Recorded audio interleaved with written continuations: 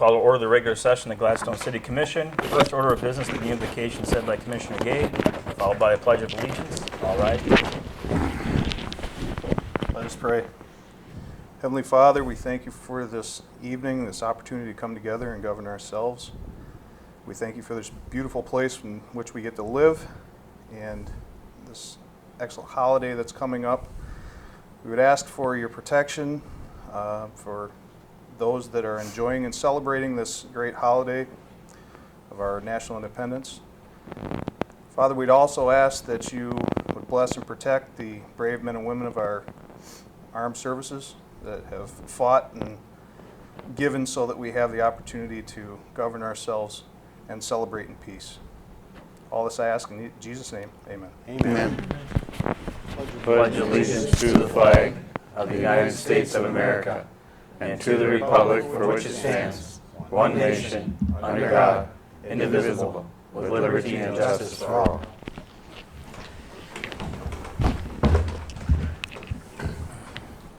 Next time, do the roll call, please. Mayor Hunter, Here. Commissioner Gay, Here. Commissioner Mackey, Here. Commissioner Mattinen, Here. Commissioner Olson. Here. All right. Next item will be public comment.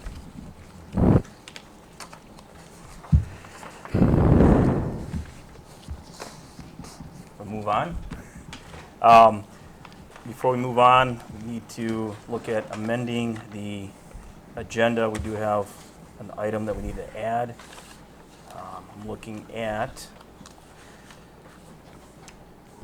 moving the payment of the bills to item F and inserting extend summer 2013 tax due date as item number E. I'd entertain a motion for that. So moved. Support. We have a motion and supported by Commissioner Gay. Is there any further discussion? Hearing none, those in favor signify by saying aye. Aye. Opposed? Yeah, motion's carried. We'll be moving that to item E. All right, next item will be the consent agenda. We have the City Commission regular meeting minutes of June 10, 2013. I'd move that we approve the minutes as presented. Second. We have motion and seconded by Commissioner Olson. Is there any further discussion? Hearing none, those in favor signify by saying aye. Aye. Opposed? Motion's carried. We'll skip the public hearings. We have none at this point. Unfinished business. Pass. Move on, I should say. Next item will be new business. I know this is a time for our presentation by the UPEA master plan with cost estimates. There's a delay right now. Ms. Sanderson's trying to be in contact. We're not sure if they're still in transit, so if they may not be able to make it to the meeting in time. So we may have to move on, or if they do arrive on time, we can come back to this agenda item. If that's okay with the commission. You need a motion to adjust that or table it? No, I think we can just, for now, until, I think what we'll do is at the end, if they still haven't been able to make it here, then we'll have to end up tabling it. Okay? So we'll move on then. Let's go to item B. This will be the applied delinquent utilities and miscellaneous invoices to the 2013 tax roll. Ms. Falcon. It's that time of year again where we look at our delinquent utility accounts and miscellaneous invoices. I did put in front of you tonight a little bit more detailed on the utilities. There's a breakdown between tenants and renters and landlords and businesses and stuff like that. This is the sheet that you're kind of traditionally used to looking at with the names on it. But the dollar amount is still the same with the sheet that was put in your packet. And I really like how Patty's done the breakdown at the end. So of the $106,193.96, that's quite large. 37,000 of that are business accounts. $9,370 are landlord-tenant situations where the account is still in the landlord. $17,321 are homes currently vacant, or, you know, yeah, currently vacant, I guess.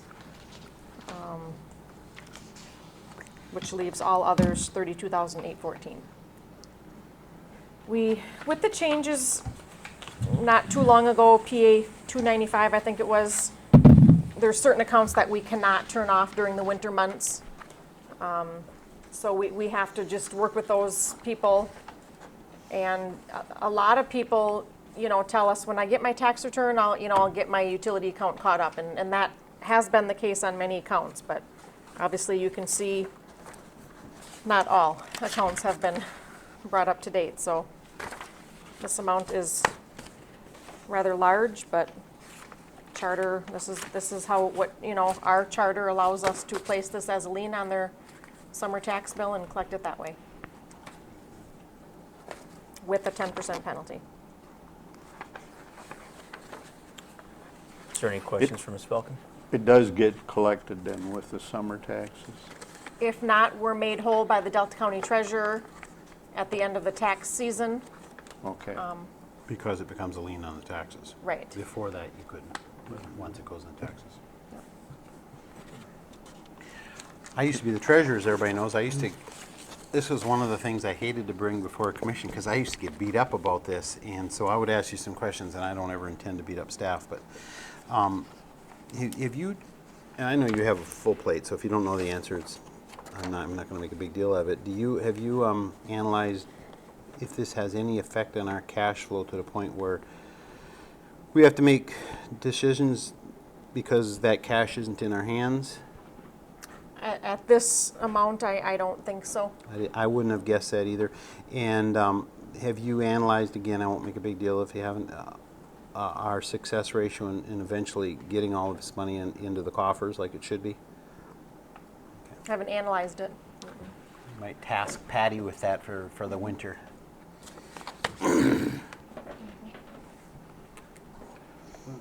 Darla, what type of an increase is this over last year as far as the? You know, that's normally at the end of the report, and I don't see it this time. I don't remember it being this, I don't remember it being this high. large, no.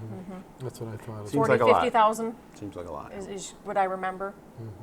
So this is almost double. Double. I think it probably also points to the need for somebody on staff to continually be sitting on this, or it would become unmanageable for obvious reasons. Yep.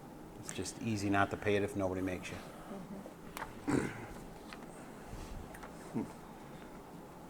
Is there any other questions for Ms. Falcon? I mean, do we The- know the reasons for these, or is it just negligence or inability, or? Again, Patty, you know, our utility billing clerk may know a lot more than I do. She has the authority, you know, to make arrangements and stuff with people. She has referred a few of these, you know, to my attention. When the dollar amount gets to the, you know, the point that she doesn't feel comfortable making payment arrangements, she'll turn them over to me. I have not been called by any of these businesses recently to make, you know, other arrangements or anything, so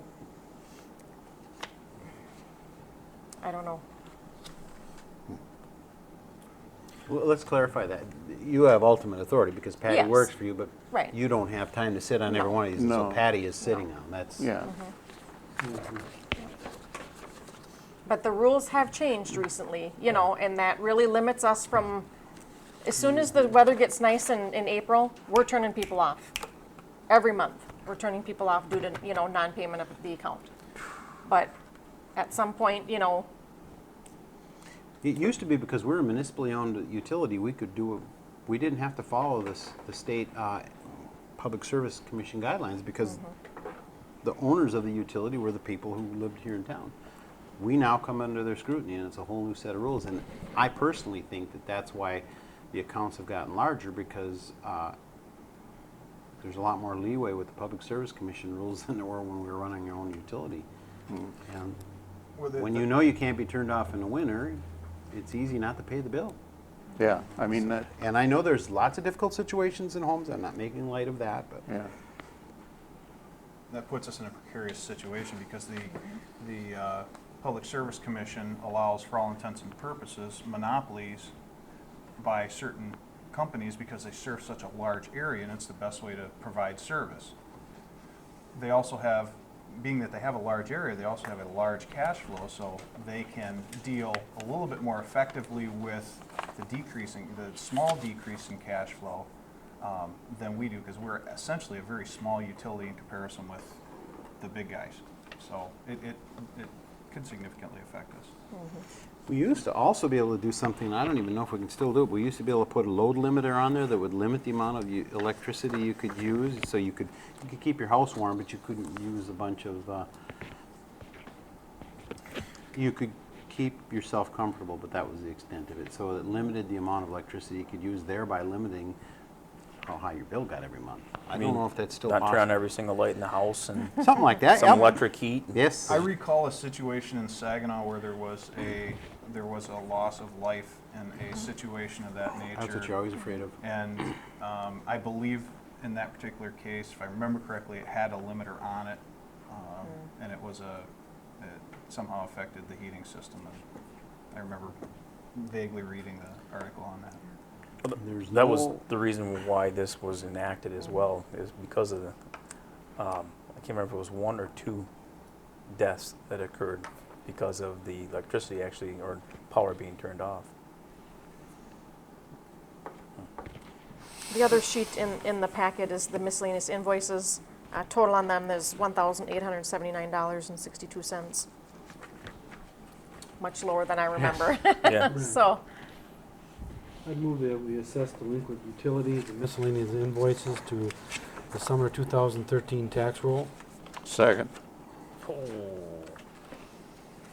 A motion seconded by Commissioner Olson. Is there any further discussion? Hearing none, those in favor signify by saying aye. Aye. Aye. Opposed? Motion's carried. All right, next item will be the reimbursement request for the MTT costs. we had our assessor do some research on her costs for, attending the MTT tribunal, May 21st, 2013. And there isn't a grand total on this page because I would like a little bit of discussion. So the $575.25, pretty clear, motel, meals, bridge fare, and mileage. We have rates, assigned for that, and that's pretty set.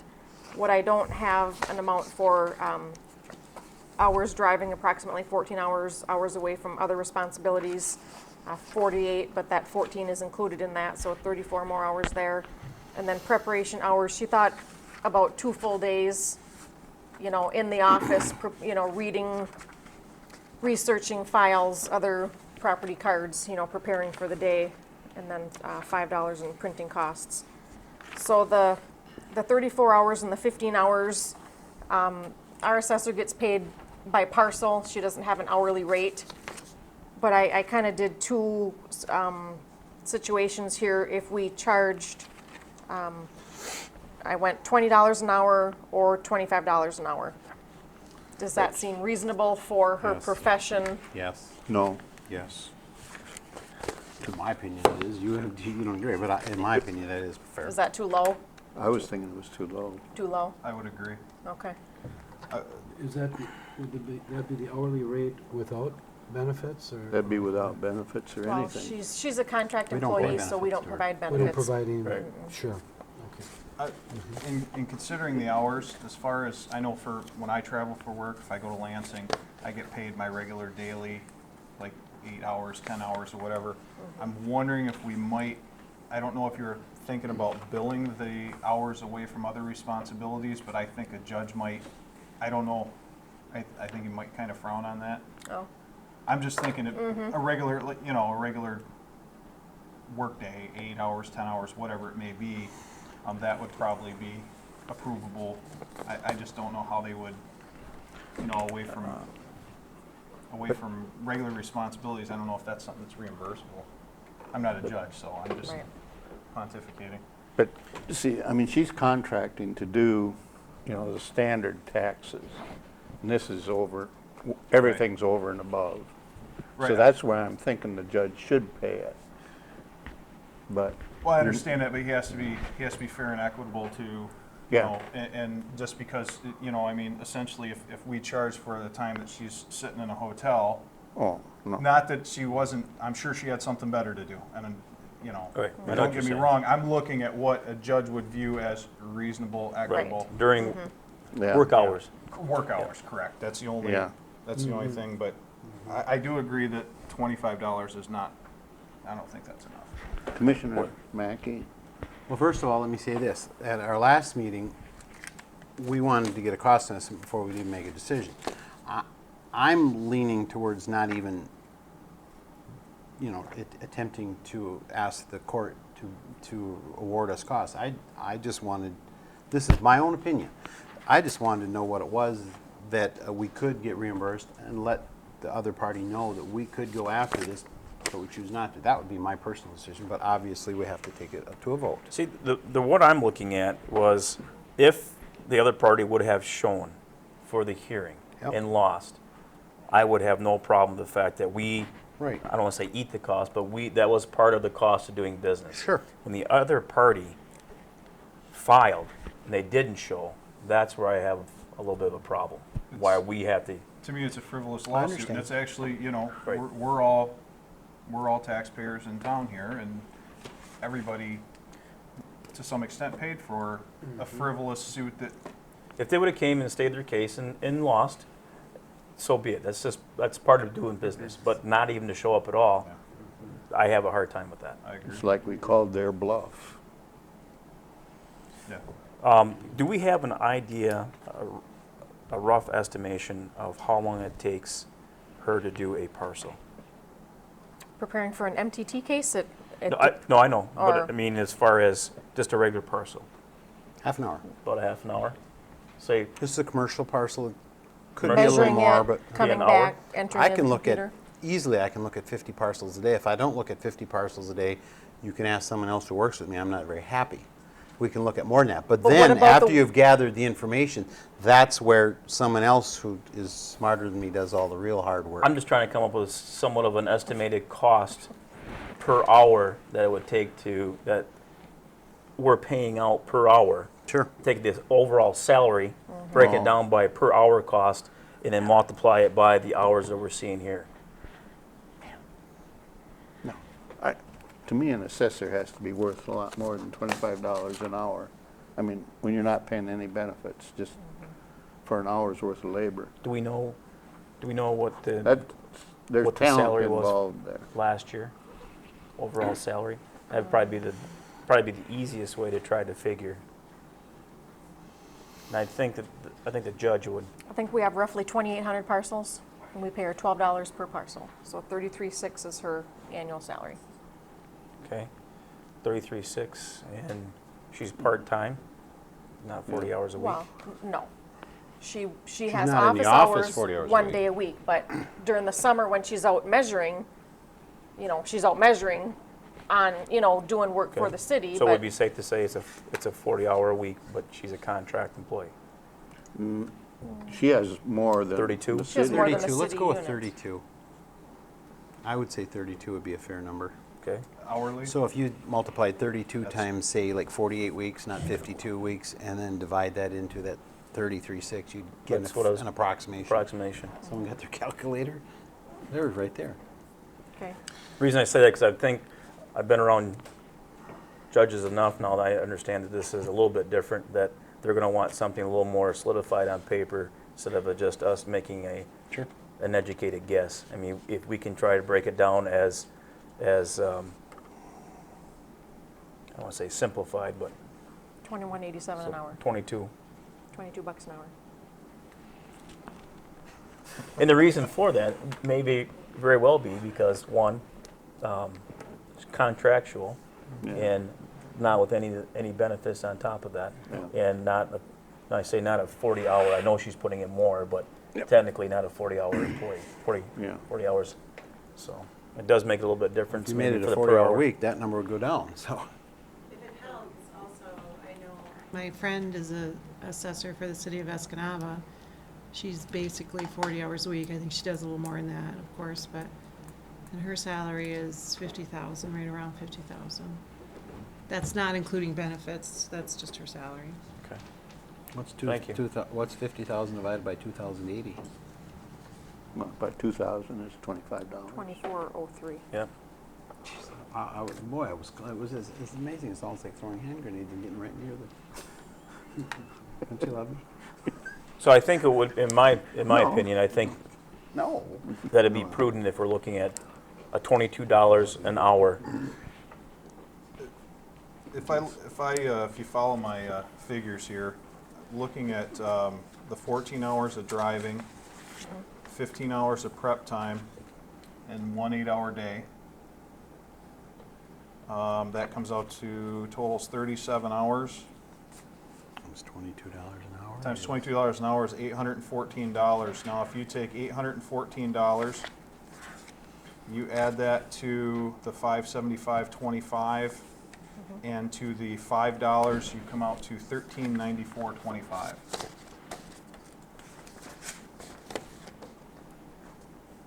Are you ready for a motion? Once we solidify somewhat of a dollar figure. You might want to check my math. No, I trust you. Trust you. I heard math is one of your good subjects in school. Yeah, one of them. 1394.25. I got it. My opinion, I think that's reasonable.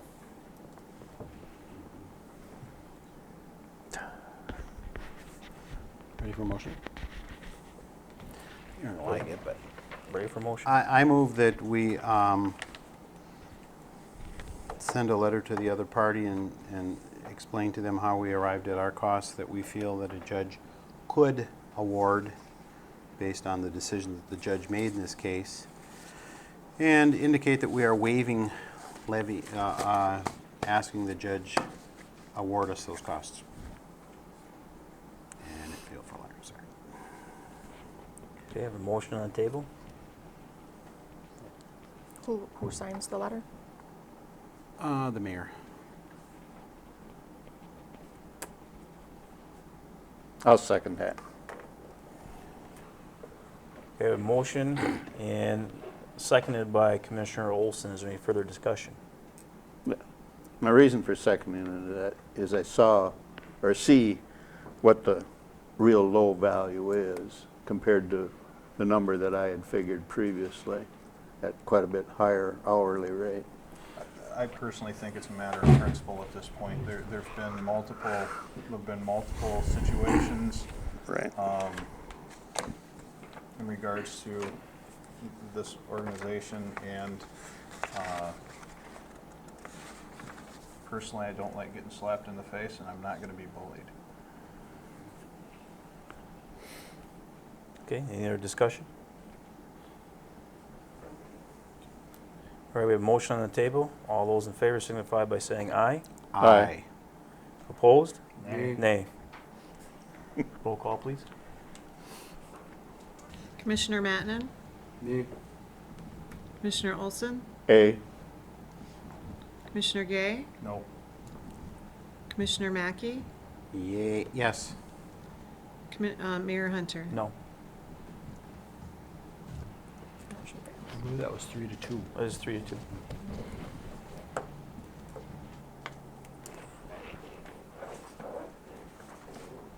Okay, this is still on the table. The 3-2 vote not to send the motion of submitting the letter. I would move that we submit the number based on the 14 hours driving, 15 hours prep, and 8 hours at $22 an hour, plus the $575 breakdown between mileage, bridge fare, meals, and the lodging, as well as the $5 printing cost, for a total of $1394.25. We submit that to a judge for reimbursement. I'll second. We have a motion and seconded by Commissioner Matenon. Is there any further discussion? Again, my reasoning,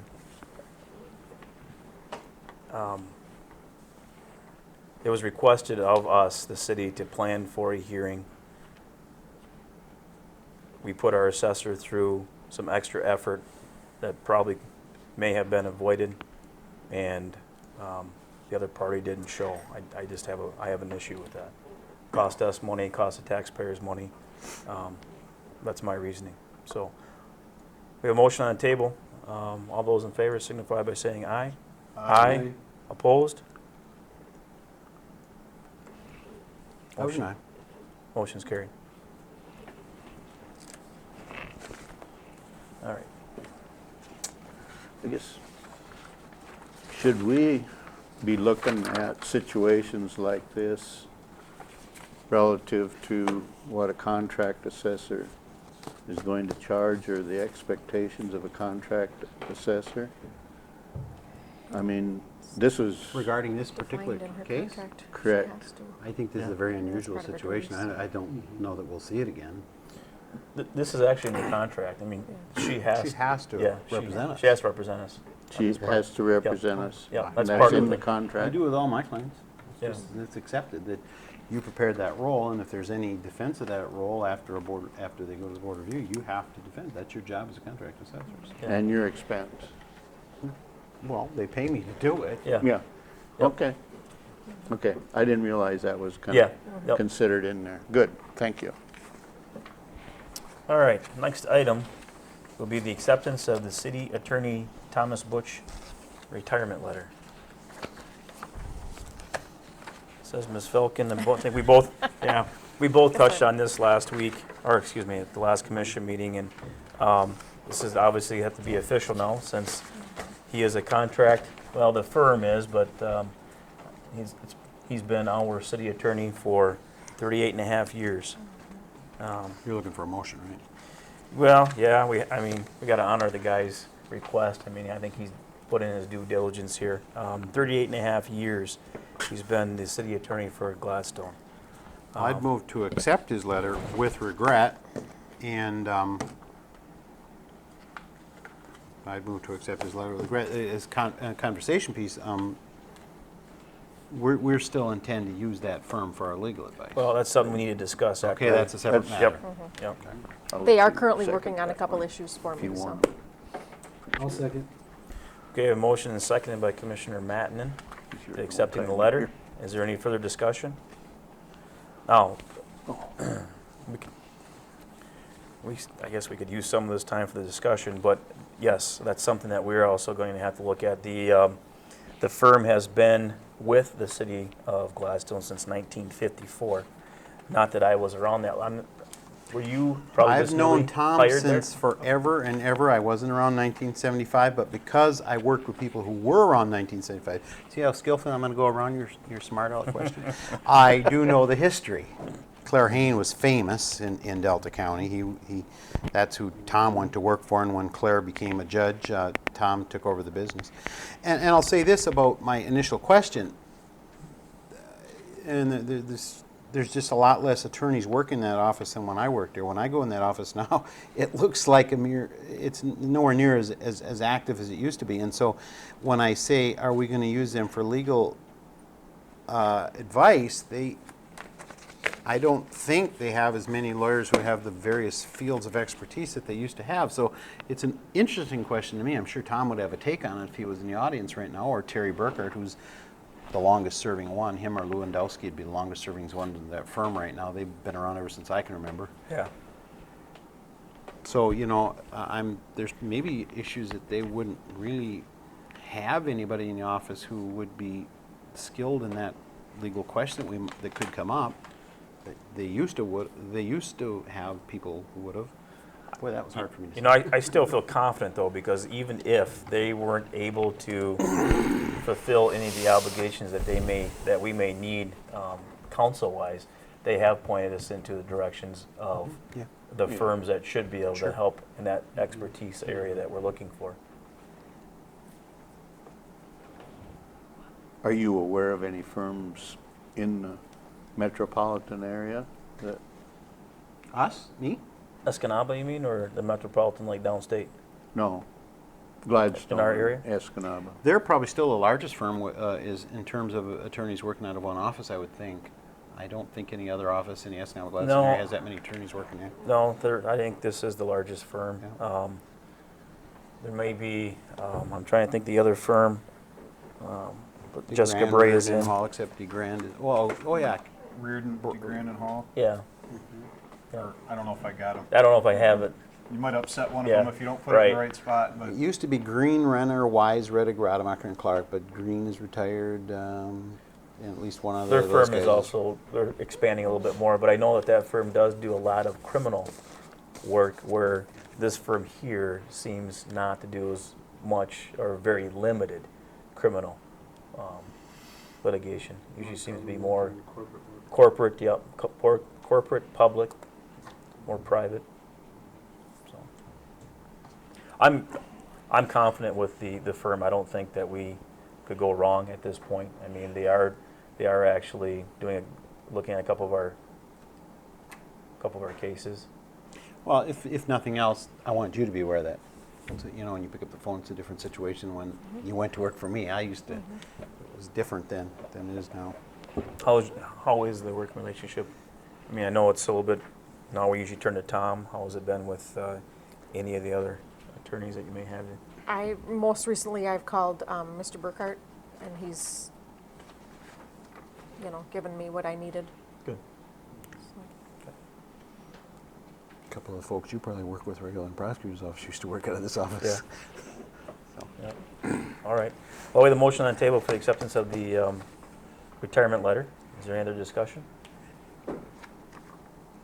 Okay, hearing none, those in favor signify by saying aye. Aye. Opposed? Okay, the motion's carried. I would imagine from the consensus of the commission that we would still keep continuing with our services with our current firm, law firm. Good. All right. Thank you. All right, we'll move on then to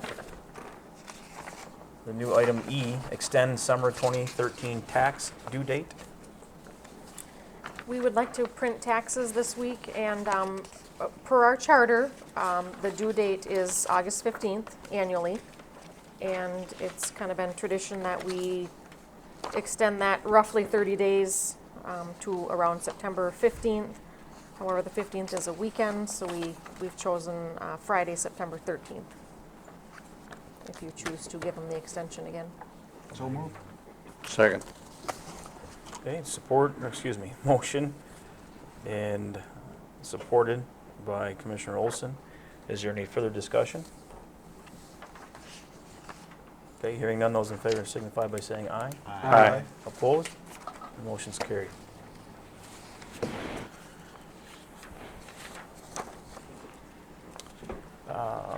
Ms. Anderson, I don't mean to put you on the spot.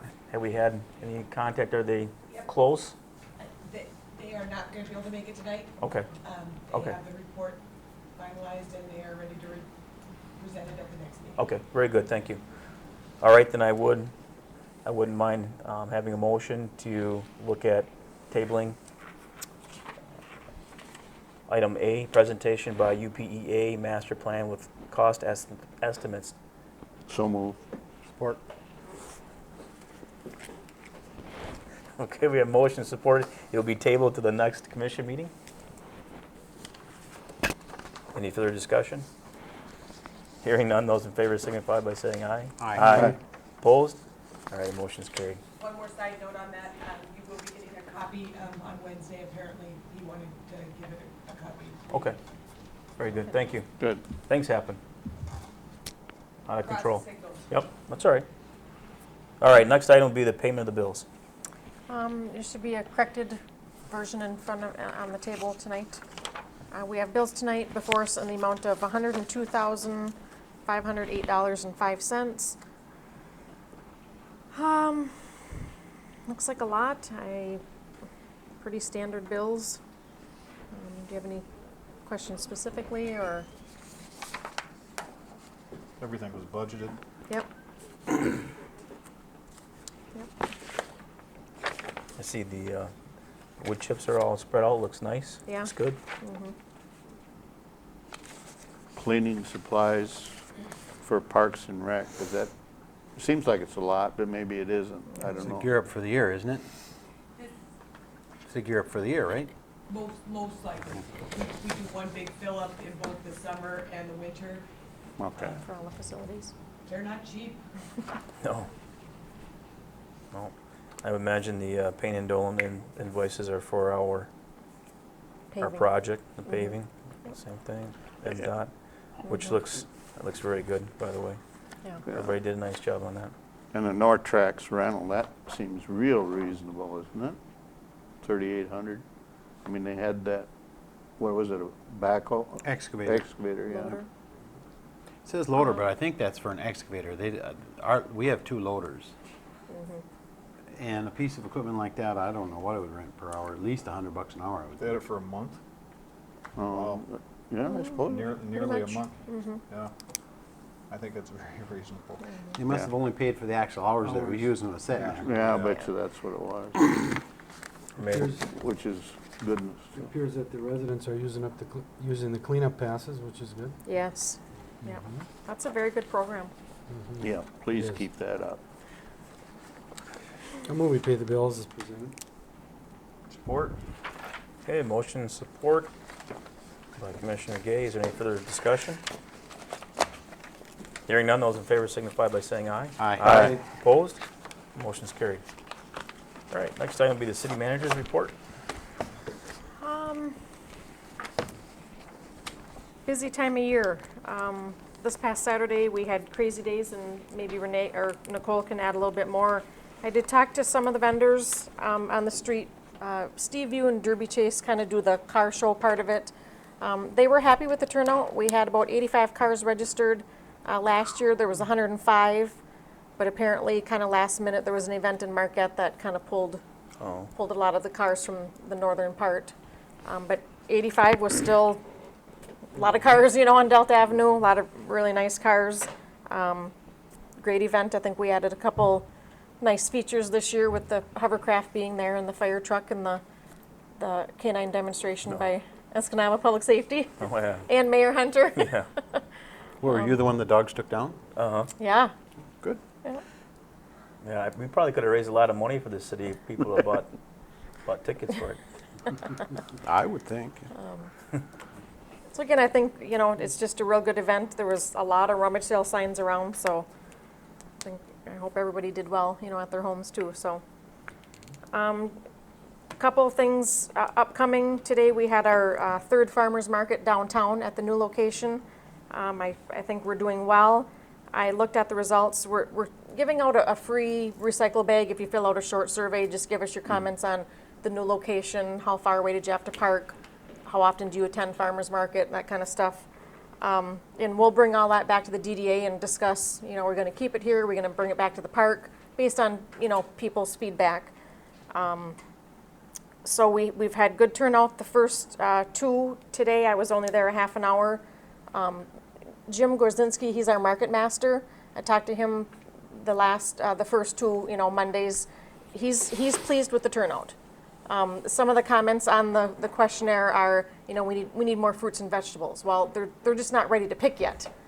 He said probably by next weekend we'll have maybe strawberries and, some early growing things, but they'll come. And then that will bring at least 6 more vendors just from the farmers, in addition to the vendors that we already have. So we will definitely fill the one parking lot that we have. Good. Another comment is the Garden Fisheries is bringing fresh whitefish. That's thumbs up, definitely. And more than likely, I can added. tell you this because I work down there, that whitefish was swimming in the morning when you ate it. Yeah, And I'm not kidding it's you. fresh. Yep. So, July 1st, next Monday, we're going to have a grand reopening. We're bringing in Adventures in Sound to play some music for us from 3 to 7. The Chamber of Commerce, the ambassadors are going to come and do kind of a ribbon cutting, new location. So in the next week, we're really going to promote next Monday's event even bigger and better. Kind of thinking of maybe having a drawing, enter a drawing or something, give something away, just to encourage people to come down. And one of the questions is also, did you visit other businesses, while in the area? Overwhelmingly, yes. So it is bringing people to other businesses in the downtown, so, That was one of the whole main reasons for moving. exactly. Yeah. What are the numbers, Dar? For, You started off at like 30, and then you went to 40, and then you went to 50. the first Monday was 18, the second Monday was 36, and I don't know today's yet. Yeah, Yeah. today's was up there even more. Wasn't great, So so. if you bring 150 people into your downtown on Mondays, that. Have you got more to your report, or? Yes, 2 more things. Oh, let me stop you there. Yeah. For the rest of the commissioners, and you probably heard me harangue on this before, but I'm just going to take the opportunity. Renee and Darla, no, I wasn't. That wasn't a question. I thought the DDA should change their focus. I went to some DDA meetings and I've stayed away since because I think you guys got the ball rolling. But Renee and Darla principally played a role in that. Nicole had her role in that as well because she's the one that gave me the idea about Farmers Market being downtown. And so I believe that if you think the downtown businesses need help, and I think they need help, I don't think that's a great big mystery, that anything we can do to bring traffic to the downtown area is critical. And so Farmers Market and Crazy Days was crazy like that. I would encourage you to continue the good work with the DDA to get them to change their focus to events in the downtown area, which can do nothing but help the downtown business. And so thank you. So I created a schedule for Farmers Market, 3 to 5 and 5 to 7. And I'm trying to fill one of those at least 3 to 5 shifts. I did it the first 2 Mondays today. I had another meeting in Escanaba at 4 o'clock, so I wasn't As able if you to. didn't have enough to do already. But I think it's really important though because, people are seeing me down there. And, I agree. And they're I agree with that, engaging yes. in other Yeah, conversations. the city manager's actually downtown out of the office where we can have a Exactly. conversation. They want to see me out in Yep. their businesses, and so here I am in the public, available 3 to 5. I'd stay 3 to 7 if I could, But also the DDA board members, some of them have volunteered to work shifts too, and I think that's very important for them to, I'm a DDA board member. DDA board is spearheading this event here. Give me your comments. Here's your opportunity. So I think it's You have any other cooperation. openings? Any other openings? I think Absolutely. Commission might be able to fill Yeah. some of those slots. Yep. It's at a very, no pressure. No. It's very friendly. You could call it Downtown with Darla. That's what we just named it. Downtown with Darla. Well, there's Java- Instead of Java Java Jim, we might as well Yeah, Yeah, or Java Jim. Downtown do Downtown Darla.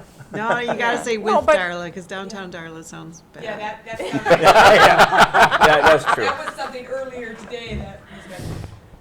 But some people come to the booth and they don't know that I'm city manager. That might be a good thing, though. So, at least I'm meeting new people, and a lot of them do know, who I am. But so I don't mind whenever it can fit into my schedule, filling some of those shifts. It's good to be out there and connect with people. If I could just add one thing to that, 'cause I think that's an awesome thing that you're down there. Because one of the things that we heard on the community assessment that we did, over and over we heard it, was that residents and business owners don't feel connected to you Right. and city staff. And this is an excellent way to try to start to bridge that gap. Yep, I would agree. Some people are actually intimidated to come into City Hall. That always course. surprised me when I worked here, and I thought that was crazy until I retired. Now I started realizing that I understood more. That if you don't get out there where people feel more comfortable talking, you'll never hear what's really on people's minds. Right. We tend to only hear the Yep. really heavy complaints Right. here. Okay. Good. So that's next Monday. Then we have July 3rd on Wednesday. From 6 to 7, we're going to have an open house ribbon cutting on the new docks. Oh. John Roman is going to come and play a little bit of music for us for an hour. Huh? Bruce Movelson is helping sponsor the event. And we'll be able to thank, many people that helped us Good. make that The chamber project. will be there with the green coat people and all, and Ambassadors. the paper and. Good. Bruce would have been there anyways because he's a member of the Lions Club, and we set up that night, so we'll be Okay. right over there watching the whole thing, and you there'll- might stop by like you usually do. There'll be refreshments and things. Yeah, that's what I was thinking. Good. That's why I invited you to, Commissioner Gay. So then in front of you, I put our next big event is July 3rd and 4th, our annual 4th of July celebration, 2-day event this year, Ultimate Air Dogs, 1 to 6 each day. We have the Kiwanis Firecracker on the morning of the 4th of July. We have the parade lineup is at 10, the parade is at 11. Our Grand Marshals this year are Anders Nyberg and Boy Scout Troop 466. Our theme for the parade is patriotic. Full day of events on the 4th down in the park. And we close each evening with some music. Wednesday night from 7 to 9 is the Flat Broke Blues Band. And from 7 to 9 on the 4th, Daryl Syria Project. And fireworks at dusk. So, Flying dogs. Ultimate Air Dogs. So that's be a couple fun days down in the park. With respect to that, Darla, how is Anders going, is he going to be riding in the convertible or just marching with the boys? He'll be either on the float or marching with the boys. On a float? So you will not need Brenda's convertible? Correct. Okay. Yep. I'll just let her know, just in Oh, case thank she's you. wondering. Thank you. Yeah. We have people registering for the parade every day, Good. getting that lineup going. I think we're pretty much set for the 4th. We've got the candy over there for you guys, Okay. if you want to Banner. talk a couple minutes afterward. We have I that think here. you still have it. No, I brought You- it back. Oh, okay. Yep. Then it's in the Brought vault. that back. Good. So I will be walking this year as Who's- opposed to last year. With your knee. truck, or whose truck do you want to line up, or? Now, we can use mine again unless somebody else. Mine has recently taken a couple different nicks, compliments of Teenage driver. driver. Yeah, I guessed it. between gouges and markings from the garage from last. And let me guess, nobody knows how it happened, right? Nobody ever knows how Yep. it happens. I just know All of a one thing sudden it was that there. Dad didn't do it. So if there's another truck available, that's fine. If not, mine can still be somewhat available. You can use mine if you like. We'll party it up a little We can bit use with. we can use my wife's truck. As long as it's okay with her, and I'm sure it is. Good. Outstanding. I'm looking forward to the next couple of weeks. Good. Is that it? Yep. Good. Nice job on going down to the farmers market and getting that exposure. I think that will bid you well in the future. We have a big sign on the front of the table, City of Gladstone, so they know, it's a city booth. Good. So We can show up anytime, gentlemen. If you do show up, even if you're not scheduled to work, I'd have no problem having the shirts on, so that way. I'll take a turn. That's no problem. I have coffee every morning with some guys there, and one of them, he would start out the conversation every morning with a complaint about, taxes or service or whatever there. And so I said to him, no, wait a minute.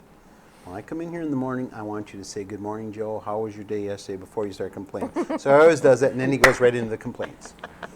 The thing is, though, what I found, I went walking down the sidewalk a few weeks ago when the project was still in the in-between stage from being completed with the asphalt, and a couple of the residents were outside working their yard, and I stopped and talked to them, and it was, what was neat about it was they liked the project.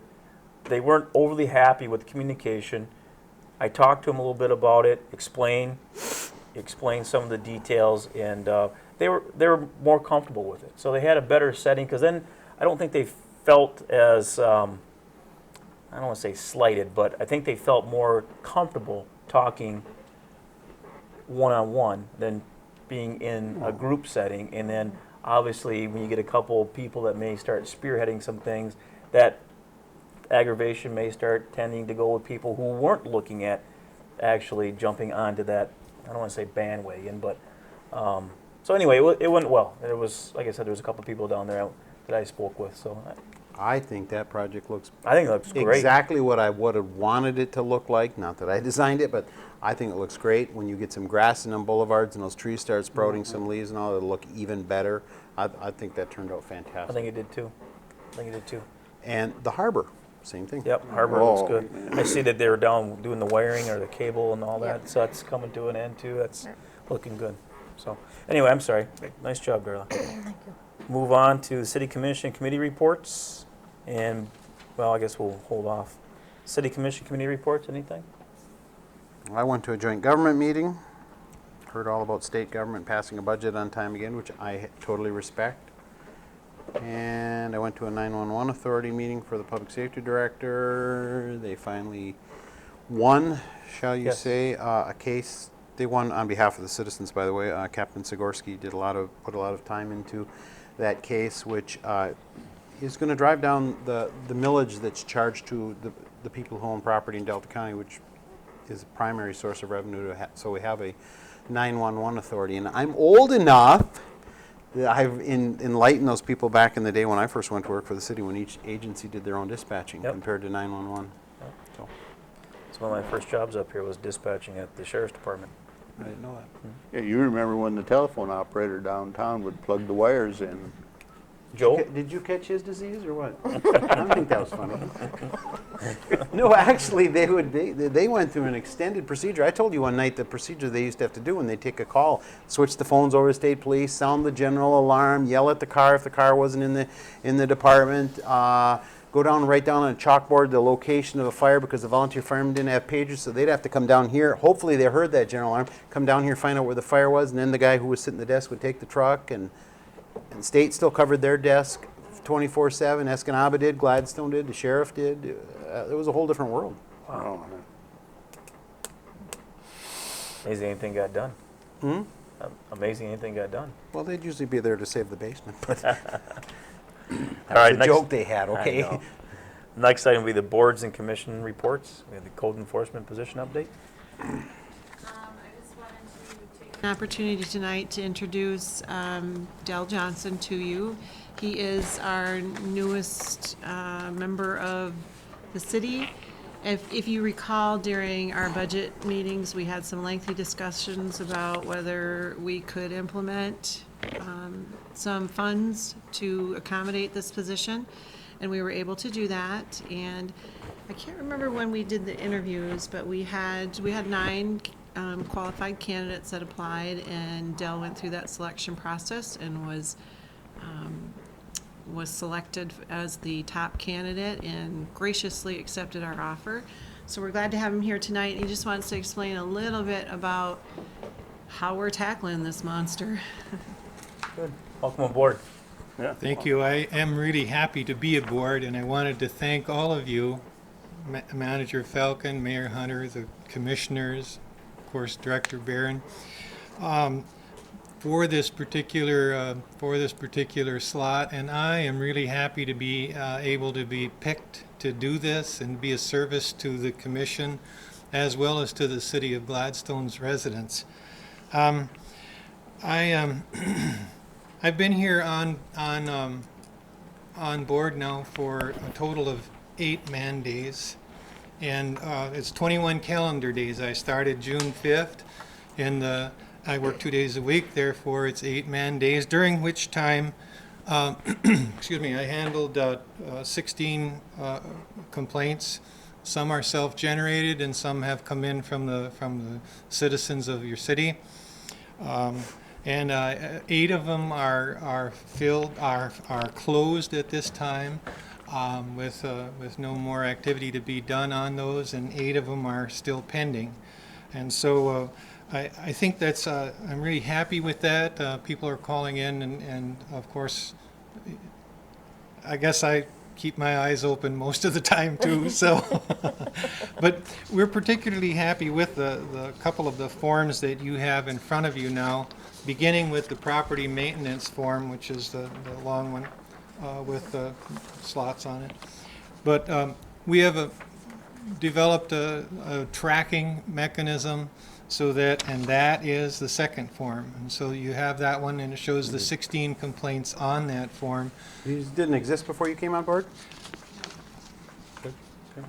But I can't take all the credit for that. Well, no, I'm sure you worked with Renee. Joint effort. It was something you probably always wanted to do, and now I understand that. So you'll notice, going back to the complaint form, about the property location, and then of course the date that it comes in, dropping down then to the bottom, we have the inspection date and then the closed date. And so everything is right there. And should the council want to see a specific complaint for something, you'll be able to tell, you know, if what's closed, what happened. I mean, our complaint forms are pretty well filled out with everything that we have done. And what we have to do, like I have to make 5-day rechecks, and so then we go back and you know, make the 5-day recheck on whatever the property would be and whatever the complaint was. So the tracking form, again, is another mechanism whereby I can tell what I have to do, and Renee can tell what I've done. You know, she can see that at a glance and say, okay, Dell, you've got to get out and over on this one or that one or whatever, but for the most part, I kind of look at that and try to stay a step ahead of Renee. Regarding that, have you, or either one of you probably can answer this, have you interfaced yet with the City of Escanaba's official, Blaine DeGrave, to see how he handles this? Not yet. Okay. You plan on it, though? Well, Okay, maybe you don't then. we think we're better. Well, No, let me no, tell you I- what I've seen on the TV. What I've seen on the TV is they guarantee that a complaint will be followed up in 24 hours. That's what I was getting at. Yes. Dell has an interesting story about a comparison to Escanaba that he just told me today that I hope you share with them. But one of the things that, in addition to these tracking forms, is what we are going to put on the website is our complaint form. So anybody, you know, and they'll be available all over, not just on the website. But there will be also some instructions that go with that. And what we are going to sort of guarantee, I guess, if that's what you're looking for, is within 5 days, we will follow up. I don't know about the 24-hour thing. I've not talked with Blaine yet, but prior to hiring this position, I did talk with Blaine and see how they manage their system.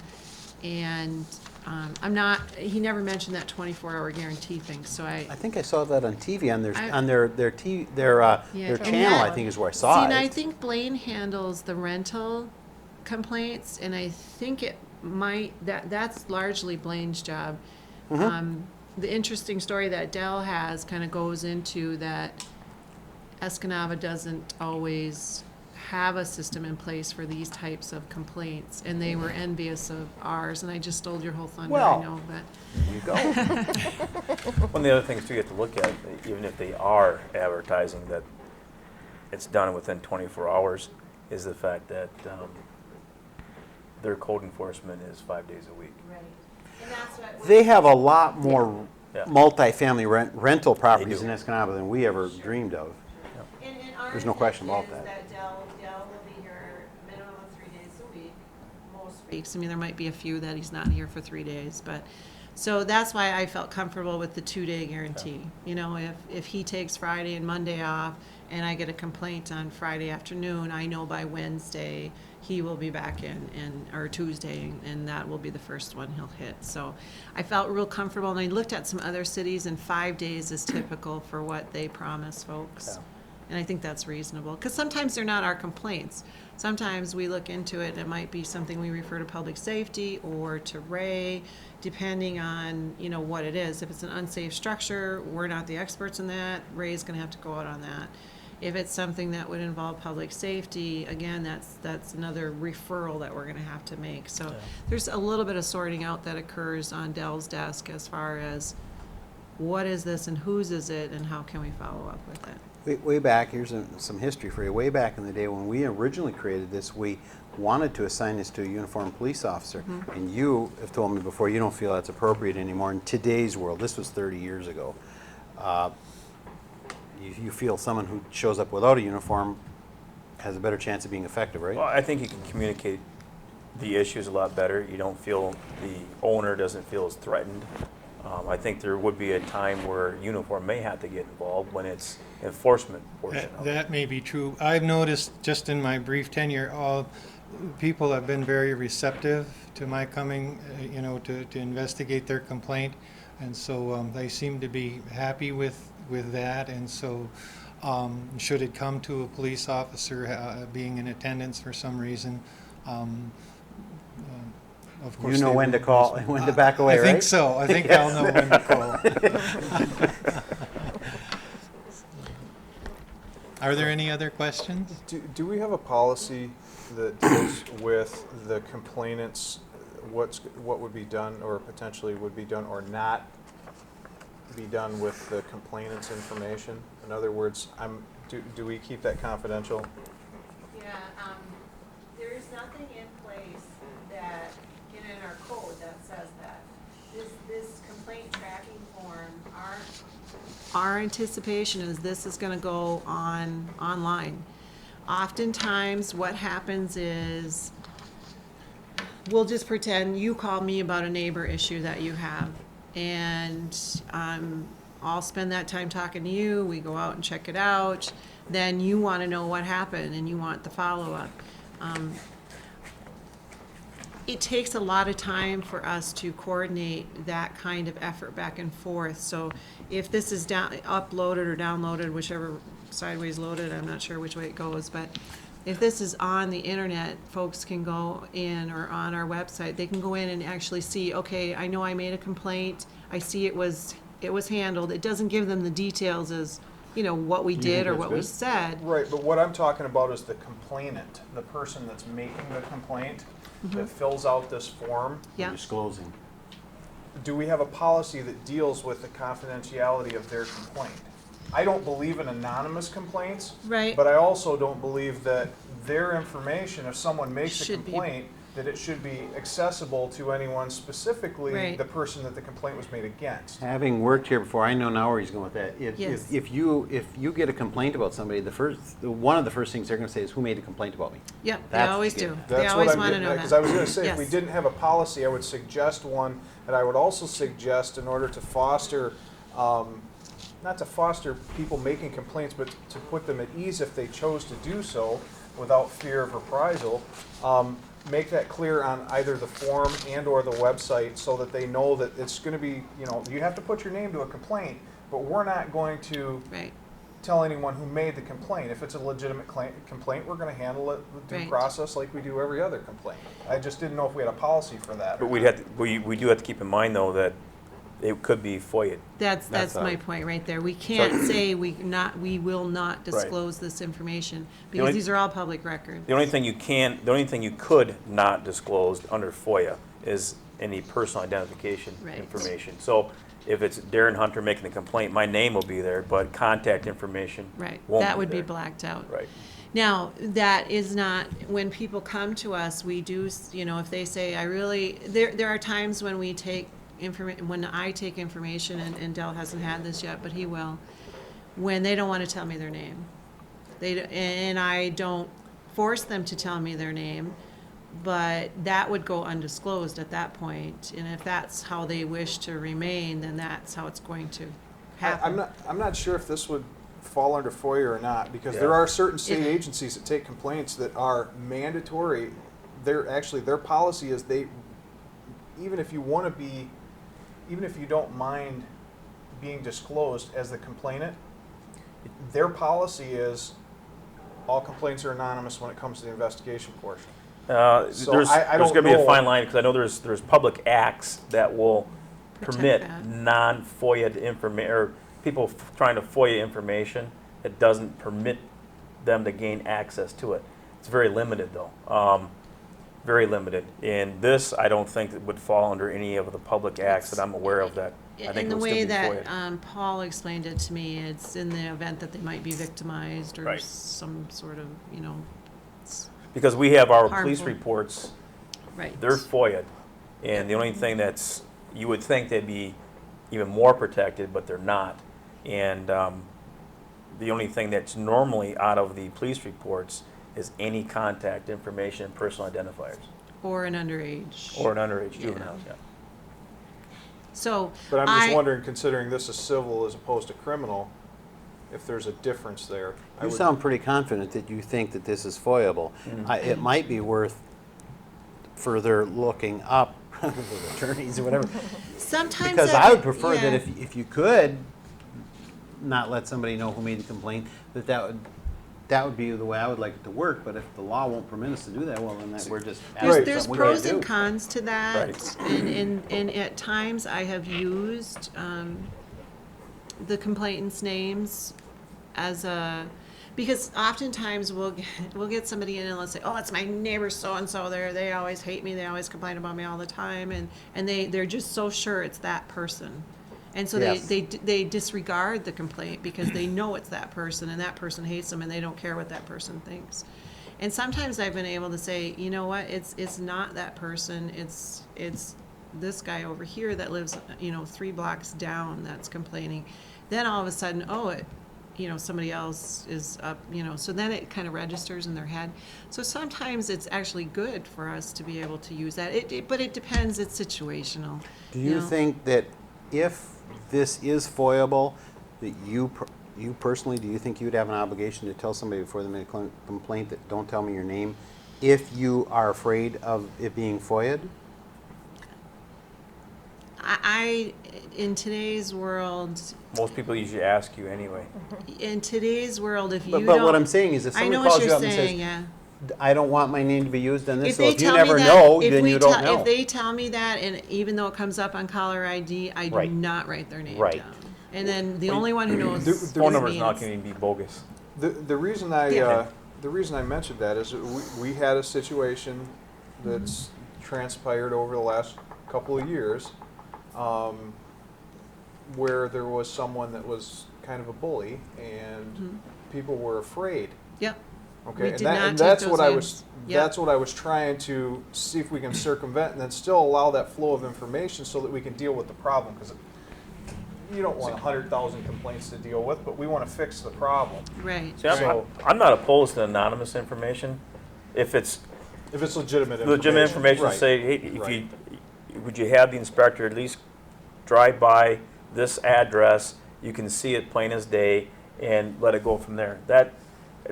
It's just in leading you to a self-generated complaint. In that case, the legitimacy is determined by Dell. Correct. Right. Because there's probably some sites that people could call and say, I really don't want to leave my name, but if you drive by this address, you're going to see this, this, this, and this right from the road. And that's kind of a self-generated tip, basically. And I just have to add that as long as they've given us the right address, Correct. That's good. If not, you might still come across something anyway. maybe. But I do hesitate to encourage folks to be anonymous because that opens up a different, Pandora's box. kind of Culture. tattletale kind of Now, community going on. if a complaint's determined to be unfounded, is it still going to go on here? Yeah, there's that column for invalid complaint, and that's what So we would it's check still gonna off. list And it, we do okay. get those. Oh, I'm and sure. Dell hasn't encountered it yet, but we do.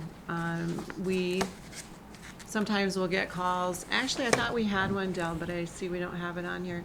I was thinking of the one where the 2 neighbors wanted a garage tore down and it's unsafe and it's this and that and the Right. foundation's coming out, and we went and took a look at it. We had Ray take a look at it and know it's solid. It's ugly, but it's solid, and that was the crux of it, was Right. they don't want to look at it.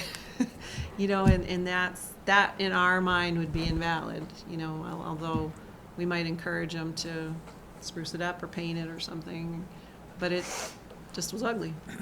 I think we'll be real select in the invalid area. We could just take them all and pad our numbers and make things look good, but that's not what we want to do, so we'll be really selective with that invalid area, just because of that. I mean, we just, only complaints that are, should I say, good complaints or valid complaints, is that's what we want to spend our time on, so. Well, I would imagine, in what I'm seeing here already, and what Ms. Barron is, I can see what she's trying to implement here, and then talking with some of our citizens, and even the commission and yourself. In my opinion, a lot of it's going to be common sense driven, and then Yep. and you take out that equation, then we're just robotic. Yeah. But I don't see that being a problem here.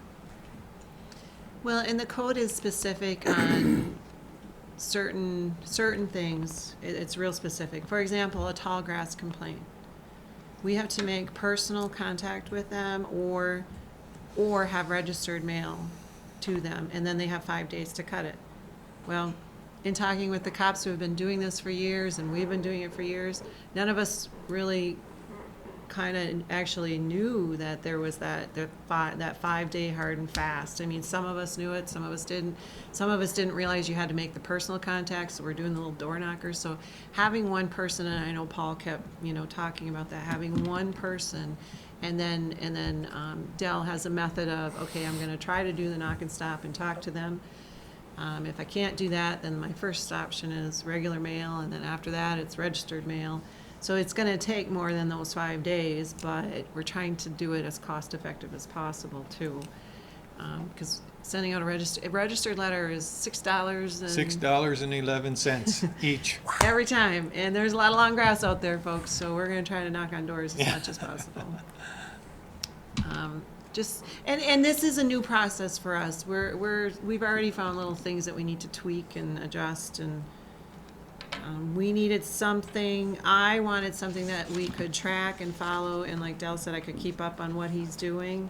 I also wanted to have some evidence that, we hear people always saying, we're not enforcing this, we're not doing it. This is gonna give a year-end report. We can say we hit this many. You guys can see this quarterly, whenever you wanna see it.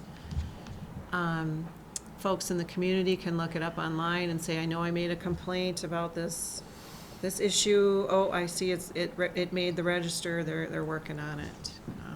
It's probably not perfect. I'm sure it's not perfect. Oh, it's but in the right direction, though. It's at least a big step for us. Oh. Yeah. Well, I'm already liking what I see with the two forms setting in place, and there's some oversight, and Yeah. everything needs to be tweaked every once in a while. It's the way it is. Well, we'll be tweaking. Good. One more Just piece out of- of curiosity, whose responsibility is that tall grass just on the other side of the parking lot? That's ours. It didn't make the list. We talked about it, We actually. did talk about it. There's been notice given. It was supposed to be cut today before the meeting today, but I'll It's get our on it. new people, they don't know that's part of the city lot. Oh, They come and cut around City Hall and think that's all that's here. Well, Yeah. we do own a little strip. Is there an address for the median in US 2 in town here? It's called MDOT? MDOT. Yeah, because it's, Yeah, they don't respond to us very haywagon in well. there pretty quick. okay. One other item. The reason why we even considered a property maintenance code before, and I think it's still the reason, is to make this an attractive city to live in. And cities by their nature compared to their township counterparts have a bigger problem to deal with because there's a lot more non-owner occupied properties than there are outside of the city limits. And we want to encourage people to locate in the city, and we want people to feel as though if they're investing in their property, that their neighbors' properties is kept up to that same standard. So that's why we felt we needed to do a program right after Escanaba instituted at least 20 years ago, I would say probably. Jim O'Toole was their first person they hired to do that because of and also because people live much closer to each other in the city than they do outside the city limits. So that's a real critical position. That's why I thought we should get it in the budget this year, and you guys worked really hard to squeeze so that we could get it in the budget this year. It's been a relief already from my desk. I haven't talked to Paul to see if he's noticed some relief. Seems like the cops are quite excited about having one person follow up. The very first complaint that Dell handled is one that I have taken probably 8 complaints on a year. And within the first week, one registered letter. That's the best $6.11 the city's ever spent, because I honestly have probably spent hours and hours with this same household each year, and the neighbors just about hugged him. And He did, I was surprised. I mean, he was really happy that what we had done, with what we had done, and he just, he was just a happy camper. And so Good. I Because the felt neighbor good. had invested in his property and he didn't like what he was looking at, right? He thought it was detracting from his property value, right? Right, exactly. And for the neighbor, unfortunately, they're actually family members, so it even makes things tougher. So they were thrilled that we actually were able to get a family member to do something. He's invested a lot more hours than we have. But anyway, and that's the good and bad about it. And then the next day, after the attaboy, way to go, we were lied to, bold-faced, lied No. to by somebody else. You know what I mean? So there's just that balance of, way to go, and then, gee, I can't believe they looked us right in the eye and lied to us, Peaks and valleys. That's the way it goes. Yeah. Welcome to the city of Gladstone.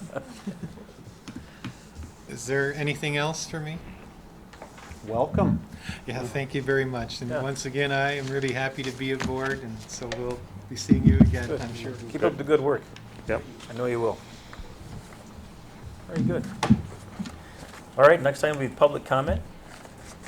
Looks like we're going to pass that. Next item will be commissioner comments. Commissioner Manning?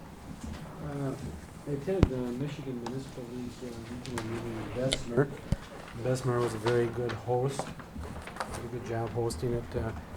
We had a number of topics ranging from placemaking, wolf control, substance abuse, presentations on the transportation proposal updates, and nothing's happening there unless it's happened in the last day or two.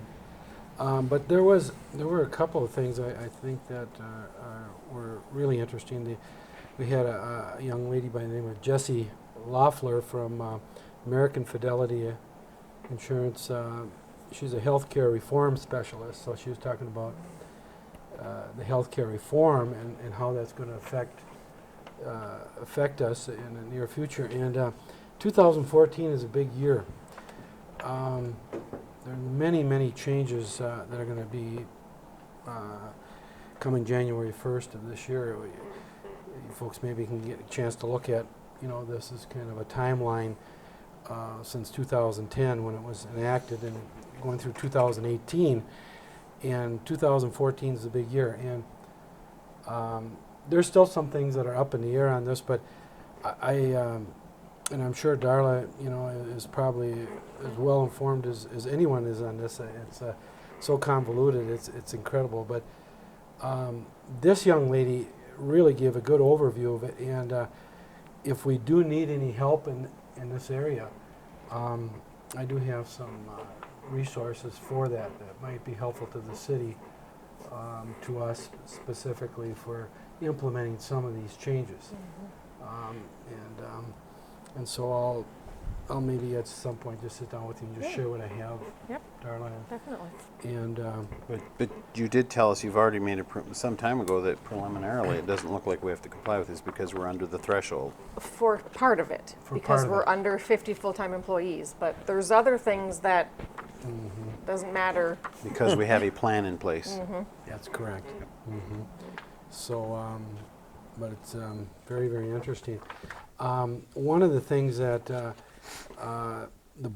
we had the board president there traveled up from Lower Michigan, and he attended the conference there, and real personable man. And anyway, he had said that the board under his guidance, with some key employees from the league, are going to be taking are having a summit. It was either this week or next week, where they're going to be discussing a more aggressive approach for municipal finance. And so, they didn't give any details because they're having the summit to discuss this, to obviously, bring to the legislature and the governor's office some ideas as how they're going to be able to help us, the cities, and how maybe they can help us. And I think the president also indicated that he would be looking to the cities to help out with the aggressive approach when the board requested our help. And they would hope that cities would be willing and able to take part in whatever that is. I'm not sure. At this point, they weren't sure themselves. But it was good to hear that at least they're attempting to put something together that they can bring to Michigan's legislatures and governor's office. There was more money put in this year's budget in the way of revenue sharing than Yes, had it was existed in the I think, past. 4.6% or something, and they did talk about that. And that was a plus. I mean, it's going in the right direction. It's just we need more, right? But it was a good conference, and of course, anytime you attend a conference, you hear all the verbiage and all the subjects, and no matter what you hear, you can't bring it all back. But it was very good, and anyway, I just wanted to share that little bit of information with you rather than get long-winded here. So, that's all I have. All right, thank you. Thank you. Commissioner Olson. I just kind of went through this issue that all of us receive, and there's some real good points in there for, the aspect of the retirement community, and I don't know where we as Gladstone want to go with respect to, do we want to promote it as a retirement community or do we not? But there's some real good things in there. And then I had another tax issue, but I'm going to talk to my neighbor about that first. Is he a nice guy? Yeah, he's a nice guy. That's why I can talk to him. Well, in return for that, thank your wife for the brownies. Okay. You get to eat like that every day, don't you? Yeah. Commissioner Gay. I have a couple things. Road project, both of them look great. They did a great job. Got it done well ahead of time before their scheduled completion date. Harbor. Time for us to march down Delta Avenue. Yeah, exactly. Harbor. Anyone that's been down there, it just looks phenomenal. It really, truly looks like Even from the road. from the road, a very professional, welcoming type of harbor. Other than that, I've got taken 10 student athletes down to Mason to compete in the state tournament this Saturday. 6 of them are from Gladstone. 1 JV squad of 5 and 1 varsity squad of 5. So good luck to them. Good. Good luck. That's it. Good luck. Commissioner Mackey. Returning the favor of or the usual input of my neighbor here, I got to eat on the beach tonight, which I can do any night I want to now. And it's pretty cool. Today especially, like today was the first day it got really warm. There's a lot of people down in the water and whatnot. And then on more of a serious note, couldn't help but see this the other day. Creditors to be offered pennies on the dollar. This is the Detroit bankruptcy looms, and this is basically the emergency manager, a fellow named Kevin Orr, appointed by Governor Snyder to fix the mess in Detroit where they're way underwater financially. And this fellow who was appointed the emergency manager has lots of experience going into bankruptcy court. So if you read in the article, it's basically saying, yeah, I'll do some talking about my initial offer of 10 cents on the dollar, but if I have to go to bankruptcy court, it doesn't scare me. Why do I bring that up? We don't ever want to get in that position. So we need to keep our eye on the finances. They weren't so good a few years ago. I talk all the time about how good they are now, but you don't take that ever for granted. MERS payments. Well, that 10 cents on the dollar a big part of what the city of Detroit is way underwater on is pension funds. Yeah. There's no doubt about I would have to say that I would imagine some of the embezzlement that's been taking place that by didn't some help. of the public officials down there didn't help matters either. Well, the question. it. Yes, it did. The question is, how does that impact us potentially? If they don't have to fully fund all of MERS, does that affect us? Yeah. You would think indirectly it could affect, Unless- because that Pool of money. If MERS has got to That's take right. their assets that they've got booked, one of the big ones being City of Detroit, and write them down, yeah, it's going to affect us. it could affect. Yeah. Why Well, don't- or can they not pay the Detroit retirees? Or why don't they? MERS has always guaranteed retirees that they would be paid one way or the other. They've always made that guarantee. Okay. How about taking all the Detroit funded portions of MERS and put it into a separate account and manage itself until it's above water? That would be a possibility, I would think. And A hope. the likelihood of that happening would probably be based on the other MERS members saying, hey, you know, that's not our problem, don't hold it out on us. So, yeah, that's, Financially depressed cities, that's what they should be looking at. yeah. Good. Is that it? Yep. Good. I only have a couple of things. One, Crazy Days. I was at Crazy Days, and it was very well attended. I thought it was a great success for Gladstone. It was nice. That was the very first time that I have been able to attend, because I've always been out of town with softball tournaments, and this weekend I wasn't, and I was able to attend, and I was able to get bit a couple of times, which was actually, it was scary but fun. I still have the bruise to prove it. So. Even with the mitt on. Oh, it's a full. You have a bite sleeve, then you have a full suit, and it was. Dogs didn't like you? The dog, only one, is Dag, and our handler is Officer Dave Johnson. Dag weighs 63 pounds, and with my body weight and the suit, it's around 250 to 260, somewhere in there. And he literally was able to drag me out of a car and tug me from the passenger side all the way to the back of the trunk on the ground. Wish you were Very half as impre- strong I was as that very dog, impressed. you know? I mean, that's power. A 63-pound animal can drag Yep. that kind of weight. That's power. I was impressed.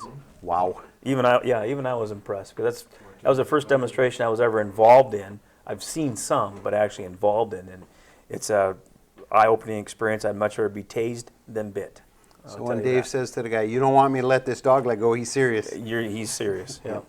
So, but very good. I was glad to see all the different vendors. I thought it was a nice success for the city, for DDA, for the businesses, and everybody who was involved. So I was happy to see that. Also, Randy Van Portley, he works for MDOT. I know I mentioned this to the commission before, and I meant to print it off, and I didn't, but I can forward it. The email conversations I've been having, I think I may have forwarded it to Darla, I'm not sure on the latest one. But they are still looking at some remedies for the light at the South Bluff location as far as speed. I know initially we talked about those flashing lights.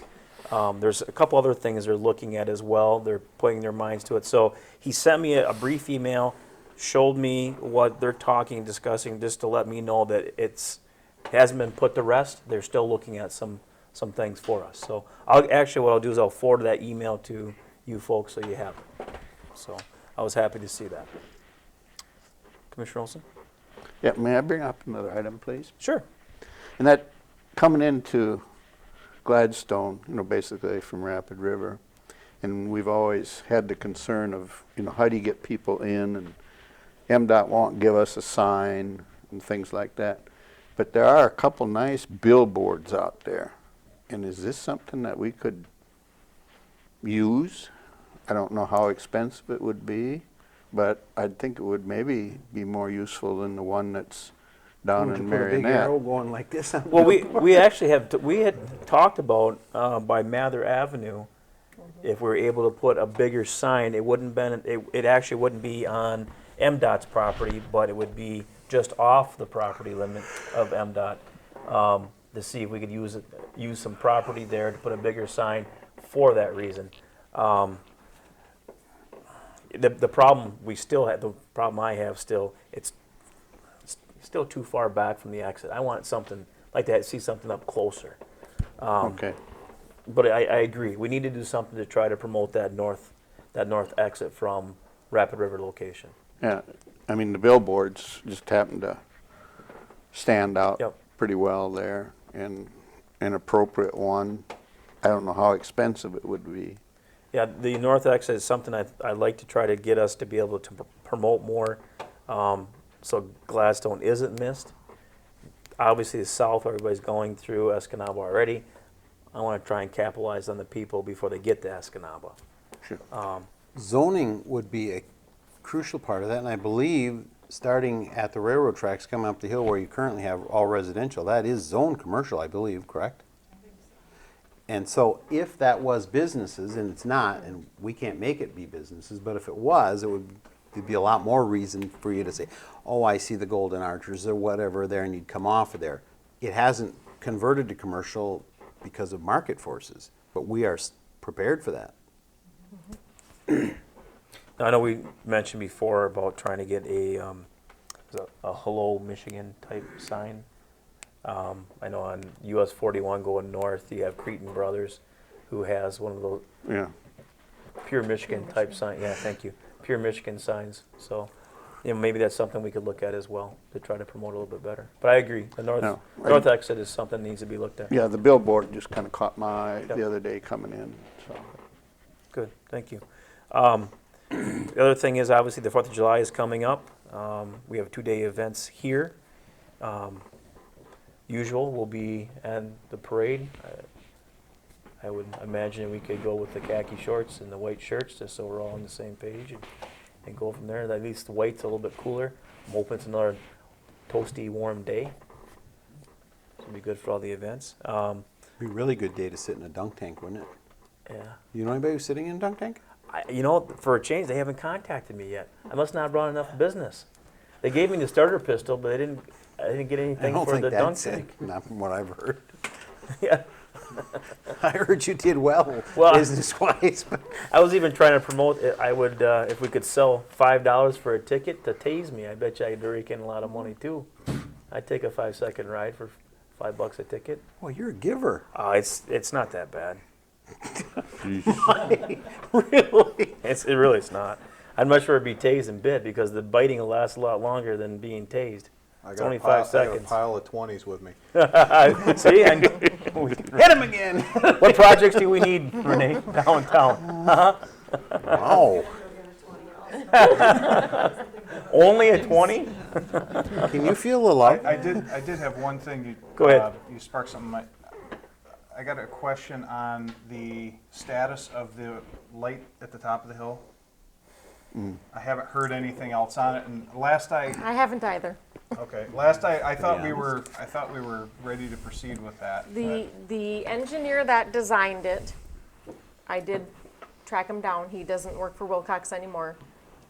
Said he was going to tweak it, get it back to me, get it out to some local businesses to get some prices on it, and I haven't heard a word or seen anything.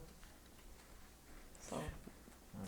Who is the engineer, or is it Wilcox's responsibility that we actually essentially Wilcox have no that? longer exists. Oh, So the engineer that designed it But- has the plans. So $10,000 was budgeted for engineering. We've already used a portion of that. I don't know off the top of my head what's left, but I was willing to pay him the balance to finish the project for us. If not, we need to start over. That's money gone. We'll never get it back. That that portion that we paid so far for engineering, but that's not an end to the project. No, We just need to get in. he's got it all engineered. We just need to get that in the hands of some local people that can do the project and say, you're awarded it, go to it.